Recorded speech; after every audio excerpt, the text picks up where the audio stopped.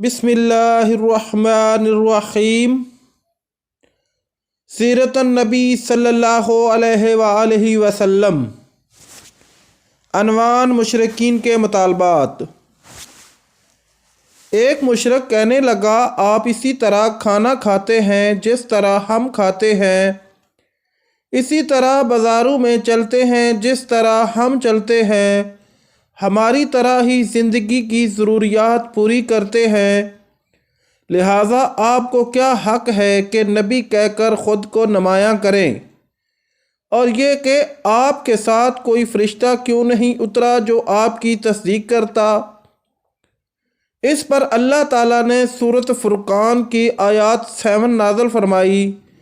ترجمہ: اور یہ کافر لوگ رسول اللہ صلی اللہ علیہ وآلہ وسلم کی نسبت یوں کہتے ہیں کہ اس رسول کو کیا ہو گیا ہے کہ وہ ہماری طرح کھانا کھاتا ہے اور بازاروں میں چلتا پھرتا ہے، اس کے ساتھ کوئی فرشتہ کیوں نہیں بھیجا گیا کہ وہ اس کے ساتھ رہ کر ڈرایا کرتا، اس کے پاس غیب سے کوئی خزانہ آ پڑتا یا اس کے پاس کوئی غیبی باغ ہوتا جس سے یہ کھایا کرتا۔ اور ایمان لانے والوں سے یہ ظالم لوگ یہ بھی کہتے ہیں کہ تم تو ایک بے عقل آدمی کی راہ پر چل رہے ہو۔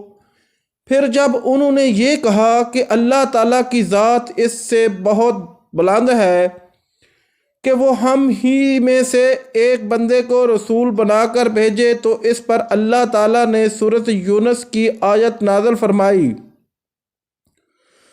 ترجمہ: کیا ان مکہ کے لوگوں کو اس بات سے تعجب ہوا کہ ہم نے ان میں سے ایک شخص کے پاس وحی بھیج دی کہ سب آدمیوں کو اللہ کے احکامات کے خلاف چلنے پر ڈرائیں، اور جو ایمان لے آئے انہیں خوشخبری سنا دیں کہ انہیں اپنے رب کے پاس پہنچ کر پورا مرتبہ ملے گا۔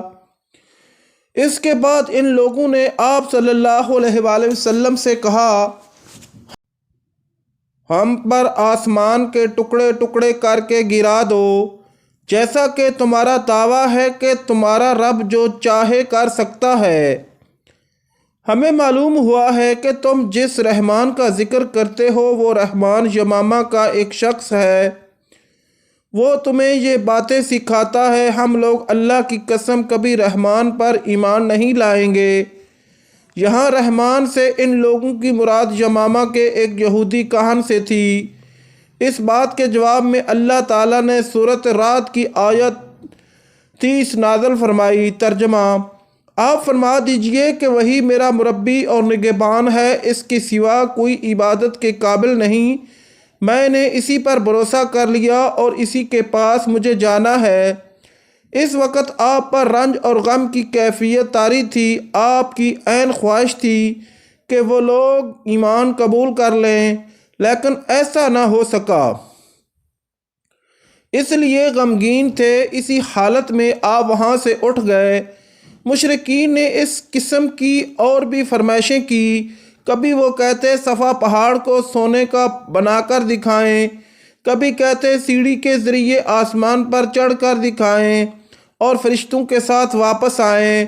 ان کی تمام باتوں کے جواب میں اللہ تعالیٰ نے حضرت جبرائیل علیہ السلام کو آپ کی خدمت میں بھیجا۔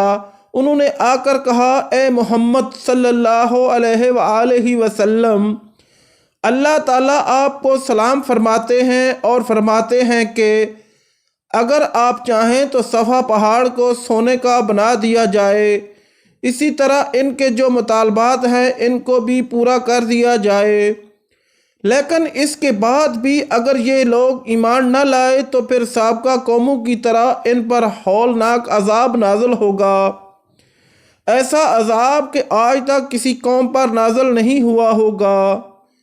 اور اگر آپ ایسا نہیں چاہتے تو میں ان پر رحمت اور توبہ کا دروازہ کھلا رکھوں گا۔ یہ سن کر آپ نے عرض کیا، باری تعالیٰ آپ اپنی رحمت اور توبہ کا دروازہ کھلا رکھیں۔ دراصل آپ جانتے تھے کہ قریش کے یہ مطالبات جہالت کی بنیاد پر ہیں، کیونکہ یہ لوگ رسولوں کو بھیجنے کی حکمت کو نہیں جانتے تھے۔ رسولوں کا بھیجا جانا تو دراصل مخلوق کا امتحان ہوتا ہے۔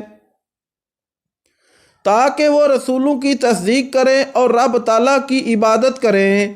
اگر اللہ تعالیٰ درمیان سے سارے پردے ہٹا دے اور سب لوگ آنکھوں سے سب کچھ دیکھ لیں تو پھر تو انبیاء اور رسولوں کو بھیجنے کی ضرورت ہی باقی نہیں رہتی اور غیب پر ایمان لانے کا کوئی معنی ہی نہیں رہتا۔ مکہ کے مشرکین نے 2 یہودی عالموں کے پاس اپنے آدمی بھیجے۔ یہ یہودی عالم مدینہ میں رہتے تھے۔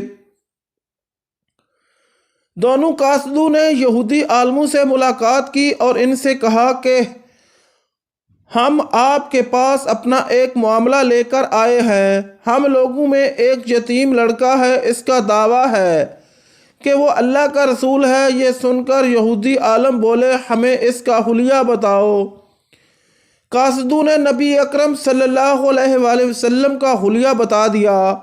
تب انہوں نے پوچھا تم لوگوں میں سے کن لوگوں نے ان کی پیروی کی ہے؟ انہوں نے جواب دیا کم درجے کے لوگوں نے۔ اب انہوں نے کہا تم جا کر ان سے 3 سوال کرو۔ اگر انہوں نے ان 3 سوالات کے جوابات دے دیے تو وہ اللہ کے نبی ہیں، اور اگر جواب نہ دے سکے تو پھر سمجھ لینا وہ کوئی جھوٹا آدمی ہے۔ بقیہ انشاءاللہ اگلی قسط میں۔ ناظرین، اگر ہماری ویڈیو اچھی لگے تو ہمارے چینل کو سبسکرائب کریں، شیئر کریں، لائک کریں اور اللہ تعالیٰ کے کسی ایک نام کے ساتھ کمنٹس ضرور کریں۔ شکریہ۔